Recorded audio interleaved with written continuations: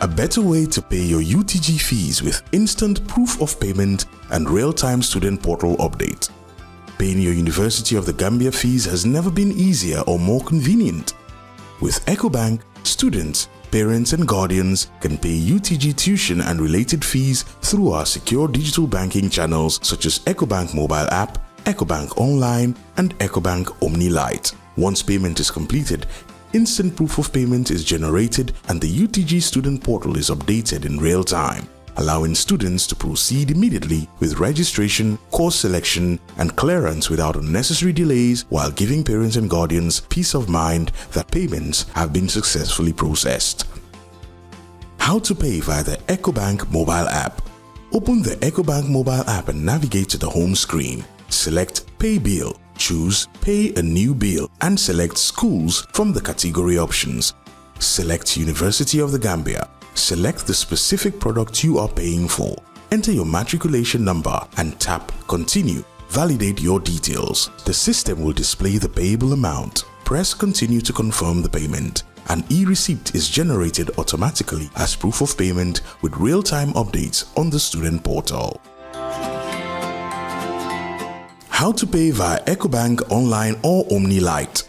Log in to EcoBank Online and Omni Lite using your credentials. Select the menu and choose Bill Payments. Choose Quick Bill Pay and select School from the category options. Select University of the Gambia. Select the specific product you are paying for. Enter your matriculation number and tap Continue. Validate your details. The system will display the payable amount. Press Continue to confirm the payment. An e-receipt is generated automatically as proof of payment with real-time updates on the student portal. Walk into any EcoBank branch or pay through our digital channels and enjoy instant proof of payment with real-time updates on the student portal. EcoBank, the Pan-African Bank.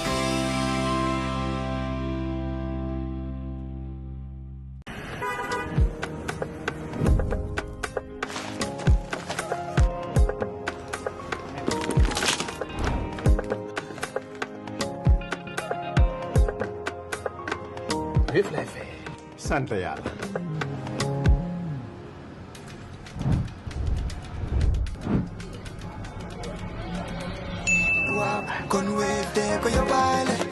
Lekar, utul wave, nga scan, nga fay, nak doo ci yokku dara.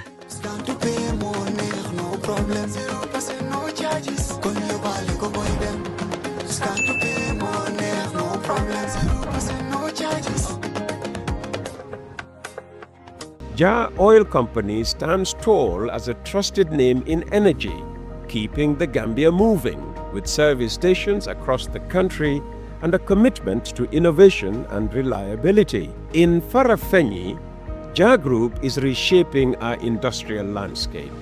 The Jah Oil Cement Factory can produce up to 100,000 bags a day, reducing imports, creating jobs, and building a stronger Gambia brick by brick. And in the heart of the Central River region, Jah Farming Initiative is cultivating food security.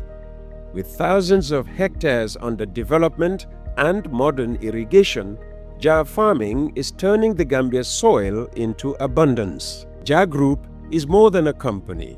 It is a vision of self-sufficiency, resilience, and progress. The Jah Group of companies, investing in industry, agriculture, and energy, building the Gambia's future today. Monday, the 11th of May, 2026, we are with the mayor of KMC, which is where I reside and do business out of. But he is with us today in his capacity as leader of the Unite Movement for Change, UMC. So big congress coming up this weekend, Saturday to be precise, and a major rally. Right. All right. Apart from symbolism, what can we expect as outcomes from first the congress and possibly the rally? Right. So the congress, like any congress, and this is where I always generalize, staff associations conduct congresses, market committees conduct congresses, sports committees, family associations. Congresses is a congregation of delegates or representatives of bigger constituents who come together to agree on many things. And one of them is electing their leaders. So we expect to see the new leadership of the United Movement for Change also to adopt a constitution. So we have a constitution we've been working on, we've been improving, we've been consulting on, and now we have a draft to present to the delegates, to the General Congress and membership of the party. And like I said in my previous interview, one of the unique points which only we have in Gambian politics is the role of the Secretary General, party leader, and national president are completely separated. So that creates a level of checks and balances within party governance. Then in the Congress as well, we were hoping to unveil our manifesto. However, we decided to make that a separate convention towards the end of month because we want it to be the focus on that day.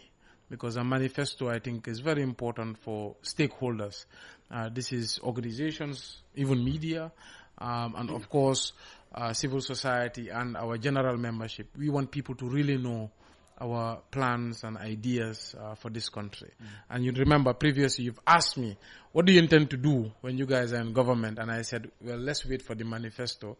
I don't want to get ahead of a manifesto committee. So basically the Congress will focus on the constitutional adoptment.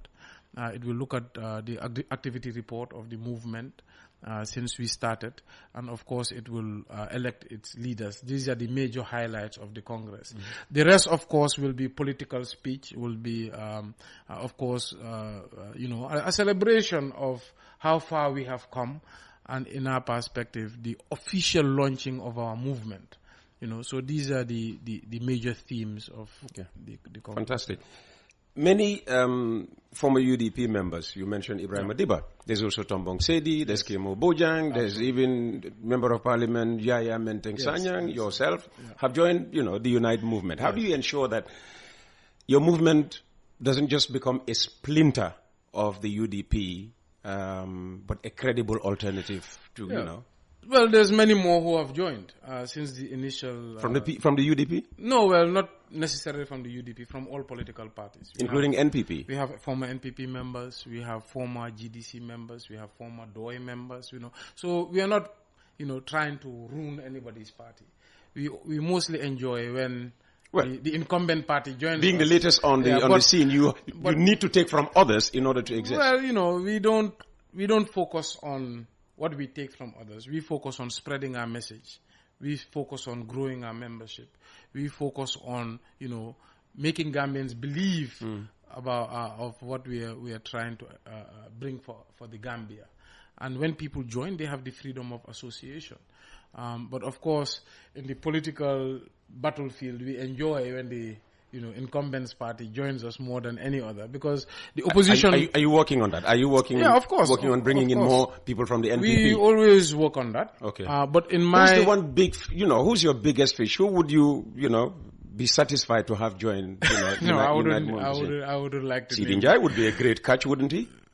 No, I think Sidinjai can stay in the NPP. They can keep him, yeah.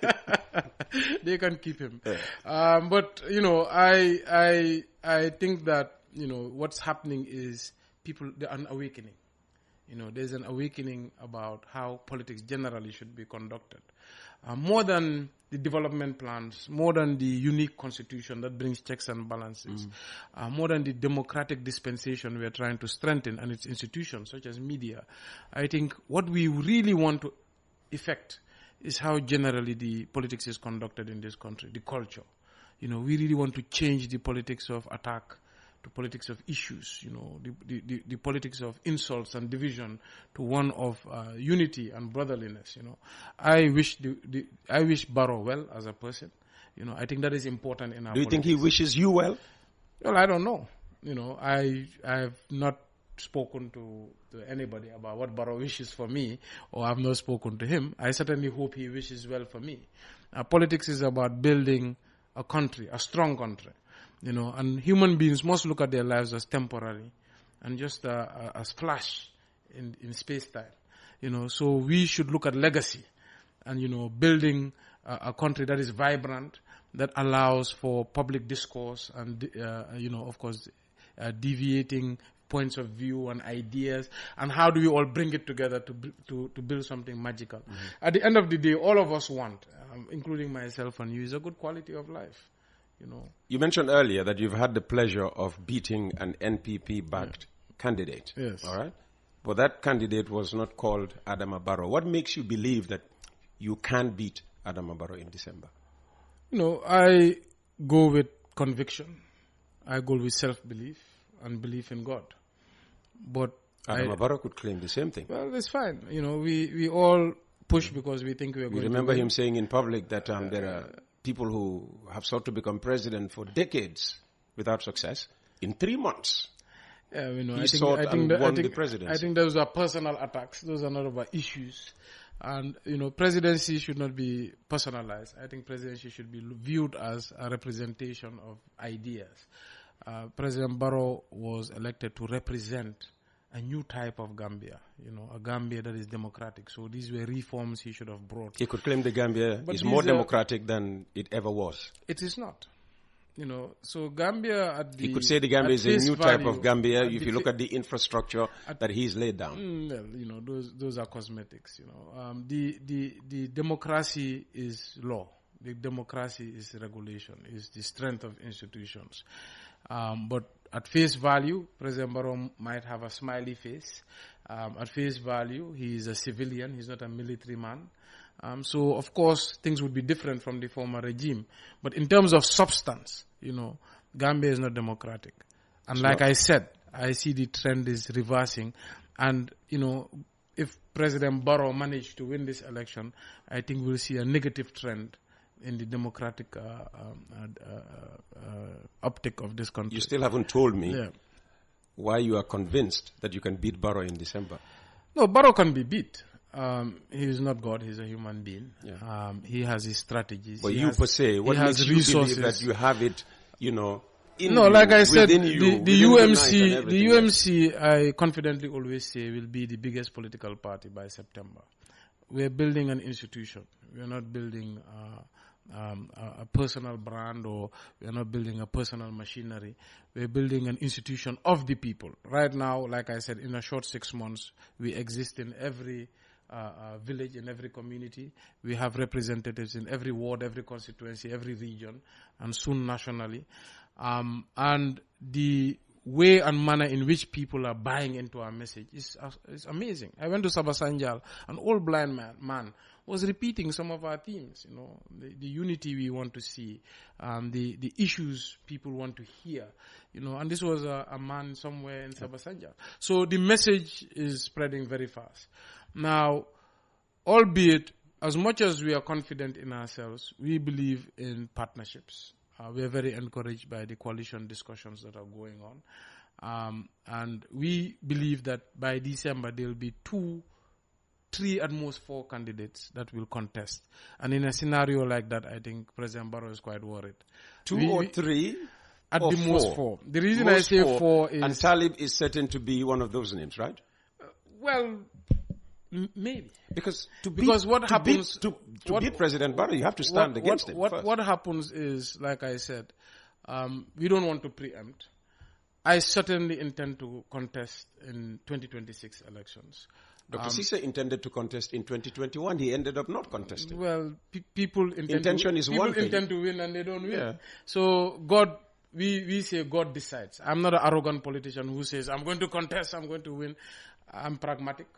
I just want this country Who to says change. I'm going to protest? Sorry, I'm going to contest and I'm going to win. Every politician says that. Every politician. I think it's only Barrow who says that with confidence, isn't it? Well, every politician says that. So basically, my intention is certainly to contest under a Unite Movement brand, and certainly Unite Movement for Change will be on that ballot. However, there's also coalition discussions going on, which we encourage. We believe partnerships are important. The reason I say 4 candidates, I believe there might be 2 coalitions and somebody who goes it alone. just like in 2016, Mama Kande went it alone. But certainly, is it likely to go it alone again? I don't know. Well, I hope not. The best scenario is that is he part of coalition talks that, yes, that you are involved in? He's part of coalition talks. So he's looking favorably for now. I think most people are looking favorably. I think Barrow has a coalition himself. Yeah. He would love for other partners to join him, including even the UMC. So smart politicians always reach out. Barrow would like the UMC to join him. What makes you think that? Every political party would love the UMC to join them. It's a formidable force. But what I'm coming at, is not about parties contesting. Where I'm coming at is that Gambia has reached a point where coalitions are being made and coalitions lead. Even the president's party is a coalition. And every smart politician builds bridges. Even when you look at your own party, it's a congregation of people. It's an accumulation of support. So as much as that support you can bring on board is very important. So I always am encouraging our people to talk to others. It's very, very, very important. On the basis that our views, our values, our principles are aligned, because that's where trust starts, and coalitions need a lot of trust. Mm-hmm. Our problems are many and varied: cost of living, utility shortage, other commodity shortages. What practical measures would you put in place if you were to succeed in December 2026 to address these urgent needs? So remember, 3 months ago, I said cost of living. And you were like, but the Minister of Information said inflation has gone down, this has gone down, rice has gone down. And I told you, no, those are cosmetics. That's not real. That's not substance. And I said, if there was a global shock, all of these will quickly reverse. So the government needs to think and start planning. And they need to spend responsibly. Do you remember this, Uncle Peter? I do. And literally 1 month later, war in Iran. Strait of Hormuz closed. Fuel price, 112. Fares have increased. 120, others would say. You and I may be buying at 112, others are buying at 120. Look, it's much higher. Government has come out and said we have spent $500 million here to keep prices low, and with that, prices have still got to 120. Now, imagine the real price of fuel is above 150, and government has said they will not subsidize because it's unsustainable. So meaning in the next month or two, you're going to see fuel at 150. You will see transport fares double. You will see freight triple. You will see COVID-era calamity. And this is why a government must always be serious. Because when I said that, the very next day, the minister was here again saying, he's a liar, he doesn't know what he's talking about, he doesn't read. Instead of taking on board some of the concerns I have raised and addressing it intellectually. Governance is not a game. So basically, to your question, one is after austerity measures. We wake up on the 6th of December, and the announcement is that Talib Ahmed Bensouda is duly declared. Yes, so unfortunately, what usually happens is a new government inherits the former government's budget. But certainly, a budget doesn't mean you need to expense. So austerity measures would have to be taken in place immediately. Smart, affordable policies. I always wonder why in this era, things like electric cars are not the priority of government.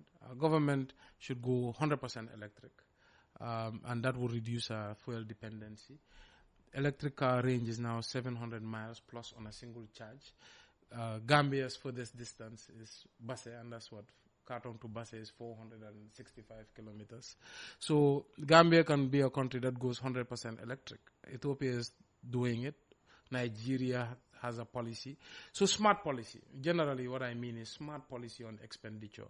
And of course priority of expenditure. And of course looking at austerity measures where we can make savings. Looking at local production. And that reduces the pressure on forex, etc. Gambia is a tiny country that can be very strong very quickly. Of course, government revenue should be revisited. I feel that when you look at the tax base of Gambia and the tax collected, there's a disparity. The issue should never be increasing the tax rate. It should be to encourage those in the dark, in the black economy, to come out in public. And I think... so you won't increase taxes? No. You will just widen the tax base. You have to broaden so that more the people tax contribute. Base. You have to... And maybe and there might even be tax relief in certain Exactly. areas. You need to look at fintech, finance technology. You need to bring people out of the dark. Most Gambians are operating in the informal economy, and most don't pay taxes. So it's not about punishing the few compliant. It's getting everybody to pay their fair share. Okay. And I think that would increase government's ability to do interventions. So I think it's a wide range of interventions. But, what would make Gambia robust is mostly fiscal policy. And that's how we manage our expenditure. We always we have in our manifesto an area we call economic integrity. The integrity of the economy is very important. There's several components from policy to interventions to programs and projects. But, I'll let the day until the manifesto is read where we can have a detailed reading of planned interventions to make sure Gambia's economy works for everybody, especially... You're not afraid that the authorities will steal your ideas? And I would love for them to steal the ideas and implement away. Okay. I'm a politician. Send them a copy of your manifesto. Well, the day is published, they will all see it. And if they see merit, why not implement and make Gambians' life better? We have to start going now. Honorable Ture has arrived already. And we are, 7 minutes into his time. Just before I, let you have, your final message and probably connection with the audience. Right. Yeah, explain yourself, huh? It's a Unite, cap and then, KMC jacket? Doesn't this send a message? Well, what's the message exactly? What's the message you're sending? That I can do two at the same time and do it very well. Final message. Well, thank you so much, Uncle Peter. Always an enjoyable interview, and thank you for your service to this country. My final message is, of course, always to Gambians. I say the same message every year, but it's actually very important this year because of what is to come, and that is the elections 2026. Elections are a difficult period for the country. There's a lot of different parties advocating for themselves, and most times there's a lot of potential conflicts and potential violence that may come with it, and that's definitely something we don't want in this tiny country. And it largely speaks to how we conduct ourselves on the political trail, on the campaign trail. It's about discipline, it's about issues, it's about policy. We agree to disagree, but always with respect and with dignity, and never advocate for your party using tribe or religion or gender or age. I always say advocate for content. Always talk about what you will bring for the people and hope that they buy your message. And whoever wins this election, let's all try to come together, build a better country for all. Thank you. Talib, thank you very much for your time this morning. A better way to pay your UTG fees with instant proof of payment and real-time student portal update. Paying your University of the Gambia fees has never been easier or more convenient. With EcoBank, students, parents and guardians can pay UTG tuition and related fees through our secure digital banking channels such as EcoBank mobile app, EcoBank Online and EcoBank Omni Lite. Once payment is completed, instant proof of payment is generated and the UTG student portal is updated in real time, allowing students to proceed immediately with registration, course selection, and clearance without unnecessary delays, while giving parents and guardians peace of mind that payments have been successfully processed. How to pay via the EcoBank mobile app. Open the EcoBank mobile app and navigate to the home screen. Select Pay Bill, choose Pay a New Bill, and select Schools from the category options. Select University of the Gambia. Select the specific product you are paying for. Enter your matriculation number and tap Continue. Validate your details. The system will display the payable amount. Press Continue to confirm the payment. An e-receipt is generated automatically as proof of payment with real-time updates on the student portal. How to pay via EcoBank Online or Omni Lite. Log in to EcoBank Online and Omni Lite using your credentials. Select the menu and choose Bill Payments. Choose Quick Bill Pay and select School from the category options. Select University of the Gambia. Select the specific product you are paying for. Enter your matriculation number and tap Continue. Validate your details. The system will display the payable amount.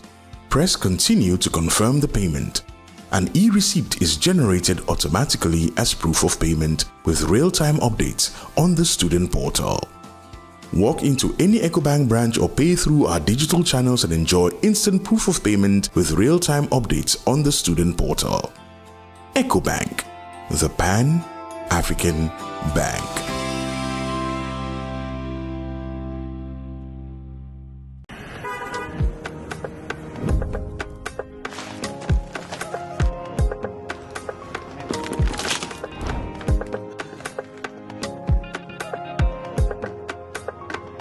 Vif lay fay. Sant yàlla.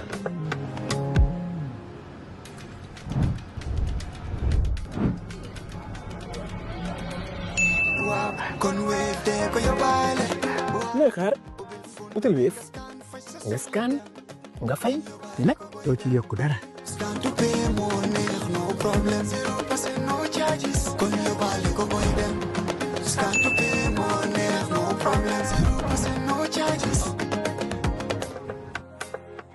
Jah Oil Company stands tall as a trusted name in energy, keeping the Gambia moving with service stations across the country and a commitment to innovation and reliability. In Farafenni, Jah Group is reshaping our industrial landscape. The Jah Oil Cement Factory can produce up to 100,000 bags a day, reducing imports, creating jobs, and building a stronger Gambia brick by brick. And in the heart of the Central River region, Jah Farming Initiative is cultivating food security. With thousands of hectares under development and modern irrigation, Jah Farming is turning the Gambia's soil into abundance. Jah Group is more than a company. It is a vision of self-sufficiency, resilience, and progress. The Jah Group of companies, investing in industry, agriculture, and energy, building the Gambia's future today.